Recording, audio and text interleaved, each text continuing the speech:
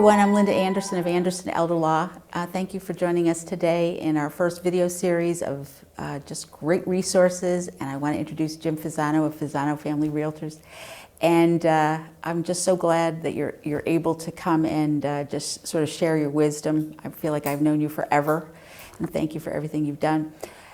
Tell us a little bit about, not so much the company as it is, but how you sort of have evolved as a professional, because I think that's sort of an interesting story. Yeah, so I started in the business at 18 years old, decided that that's what I wanted to do for my career, and started as a salesperson, went into a managerial role eventually, and eventually vice president of a large company, and managed 2,500 real estate agents. So gave me a different perspective on the business and got to know it from the ground up. Right.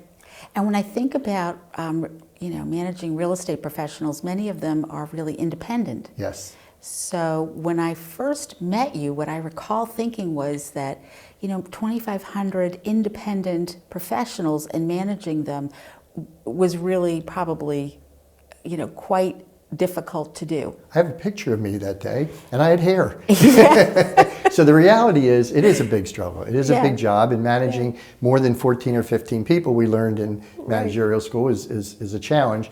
But there's a way of doing it, and the fact is, I think what I learned is how to do that and incorporate into the real estate business so that it benefit our clients, which is the most important thing to me. Mm-hmm. So when you think about that experience and where you are now, those ideas sort of, instead of scaling it to a bigger thing, you took the essentials and sort of put it into your company now. Yes, 10 years ago I started Fasano Family of Associates, and the goal of that was really to do it what I consider to be the right way. Full-time professional people who were devoted to doing the business properly and taking care of our clients, and doing the right thing by it so that we achieve the goal of selling the home at the highest price in the shortest possible time, but always having satisfied clients. So when I think about, the experiences that I've had in terms of technical referrals, and for me, technical referrals means, houses that may be part of an estate administration or part of a guardianship or a power of attorney trying to sell a house. Those are things that, are difficult, because if we don't handle them properly and listing them at the right price at the very beginning, we have the risk of them turning into white elephants and then having to have a fire sale. And so it's been very interesting to sort of see over the years how pricing them at the very beginning is so important. Can you talk a little bit about your philosophy and how, we don't want fire sales. At the same time, we also don't want to overpromise the pricing. So I was also an appraiser. So my appraisal skills come to value in this greatly, because what I do is I go out and evaluate the property, and then we have multiple agents look at the property to give value. So like a seller who might call in 2 or 3 different agents who are competing to get the listing, and one way to do that might be to just offer a higher price to list the house. We don't do that. Our intention is to tell the sellers what it's worth today, and then through what I like to call internet pricing strategy, to put the list price at a number which will benefit them to get that highest price. So today, for example, if a home was worth $360,000 to $370,000, because homes traditionally run in a $50,000 span, we might list that home at $400,000, not $350,000. Or $379,000, because that would eliminate a group of buyers. So there's philosophies behind that have worked. And we have been very effective in that our homes have the greatest percentage of list to sell price on average of 98%. We also have been able to achieve multiple offers, which often gets a price above the list price. And when I think about, some of the more difficult cases, some of them have actually been very difficult properties where perhaps they haven't had tenants that have been interested in moving, or properties that haven't really been maintained or deferred maintenance. It also seems like you have some general resources that can actually assist with those things. So talk a little bit about when you think about how to support sellers in terms of getting ready for sale and how to actually, prepare a property? Well, in my opinion, the three most important ingredients are price, number one, marketing plan, and the condition of the property. So what you refer to here is primarily the condition, and that is a very important ingredient. And especially in today's world where our buyers are busy people, they don't have time to go in and do it. The interest rates are low, so it's really beneficial to them to buy a home that's in already improved condition. So one of the features that we offer is to tell a seller their home value as is and what it would be if they made certain improvements that we know to be worthwhile. And then we bring in contractors who we have vetted to determine what that actual cost would be. So we can say to a seller, as is, your home is worth $200,000, improved it may be $300,000, and the cost to do that might be $40,000. So you're actually doubling the value of your investment. And as you know, with these guardians and many of the executors and powers, they have a responsibility, a fiduciary responsibility, to do the best they can for the estate. So by helping them to get there, they've achieved their goal as well. Yeah, I think in terms of those specialized cases, you do have to be careful because it may not be within the guardian's purview to actually make an investment and improve it to that level. But I think there are certain kinds of repairs where if the property, is not in good condition, you absolutely have to bring certain things up to maintain it. You do.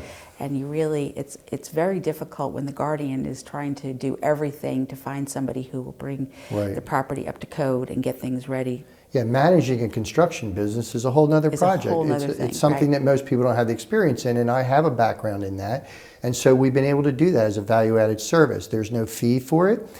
We vet these contractors, we get multiple bids, and we make sure that the job is being done effectively. And over a 4-month period of time, if you can double your money, you've done very, very well for the beneficiaries, for the estate, for someone who's moved into a nursing facility where they need to spend a significant amount of money.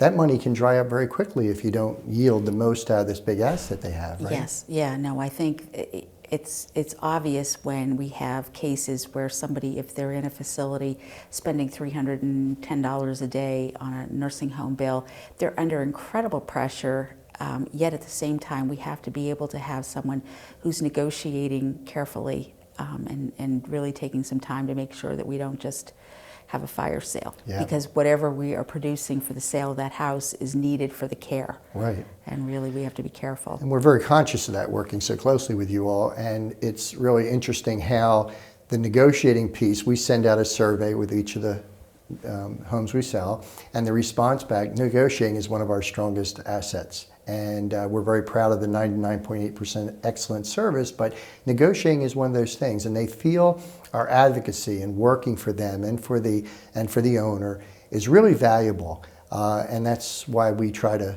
focus on the things that are important to the customer too. Well, I think most people don't really have a lot of experience negotiating. When you think about most people, they're not having sales transactions of this level. The house is most times one of the biggest assets people have, and the idea of having to figure out how to sell that and negotiate is something that's not a common experience. It's not, and even as a real estate salesperson who might do a tremendous job and be involved in 15, 20 transactions a year, I would say an average person might be, we're involved in many, many more than that. And as a manager managing 80 people, and then as a vice president managing thousands of people, I was involved in many of those things. So you build your skill set. And so we have taken that to a level where we have a two-prong approach. On a local level, Fasano Family of Associates, we think, has done a great job of helping our clients. But many of them, we get involved with someone who has a home in Florida. Their parents passed or something of that nature. And we help them through this advocacy program of actually contacting and vetting agents in that area. We're doing one right now, where we'll find that broker who can do the job there and the communication piece and keeping in touch with us, so their feet are to the fire to get the job done the way we'd like it done. So when you think about what you refer to as an advocacy piece, that is something where how are you compensated for that? So again, no additional charge to the client. The broker who receives that piece of business, who's glad to get the business and work with us because of our involvement in negotiating skills, pays us a referral fee. So we get compensated for it as a referral. We're not licensed in every state, obviously, but we've done 23 states to date. We are licensed in several other states besides Pennsylvania, but we do a lot of that business, and it's been really helpful to people. So you're still representing the seller, and on behalf of the seller, if you are finding the realtor at a distance, Yes. you're vetting that realtor, Yes. and then actually managing the realtor that you found Right. on behalf of the owner. Yes.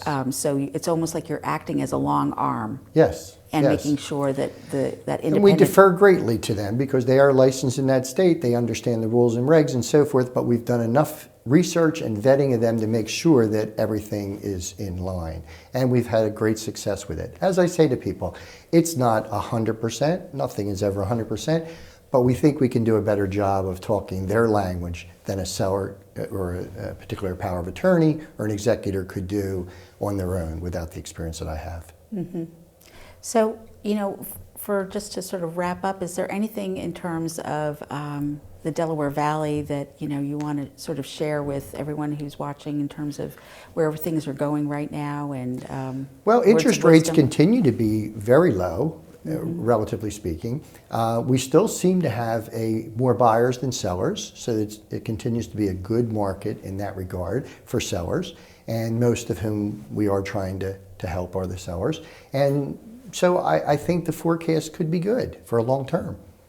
And it's a great area for sellers. Yeah, it's a great area. Our proximity to, the city of Philadelphia, the city of Wilmington, and the King of Prussia corridor, as we like to call it, is really a great location. So if people want more information about Fasano Family Realtors, how do they get it? We have a website, FasanoFamily.com, and our office number, and we man the office, as you know from a couple nights ago, 610-565-1100. We're there a lot. Great. Well, thanks so much for coming in, Jim. Thank you. If you would like more information on Fasano Family Realtors or any other of the series videos, please look at AndersonElderLaw.com, and thank you so much for joining us today.